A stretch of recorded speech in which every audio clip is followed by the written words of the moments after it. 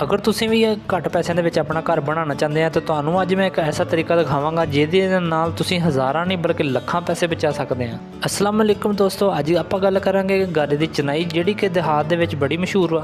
पहला लोग अपने घर गारे दे नाल बनांदे सी, उहदे नाल मजबूती भी चंगी आंदी सी। गारे वास्ते तुसीं मिट्टी वो लैनी है जिहड़ी कि तुहाडा गारा सही तरह बनावे। रेतली मिट्टी तुसीं बिल्कुल नहीं लैनी ताकि गारा तुहाडा खराब ना होवे। जे अगर तुसीं भी अपने बजट दे नाल बड़े परेशान आ, इस दौर दे विच महंगाई के हिसाब नाल देखा जाए तो यह गारे का एक ऐसा काम है जो मजबूत भी है तो घट खर्चे वाला भी है। एक माड़े तो गरीब बंदे वास्ते ये बहुत ही चंगा काम आ। ये पैसे भी घट लगते हैं तो मजबूती भी ज़्यादा आती है तो बंदे के मकान भी बन जाते हैं। कुछ दोस्त मकान इस वास्ते शुरू नहीं करते कि वो यही सोचते रहते हैं कि सीमेंट से बड़ा खर्चा आ जाना वा। तो ये मिट्टी का काम एक ऐसा वा जिहदे खर्चा तो आना ही नहीं हो।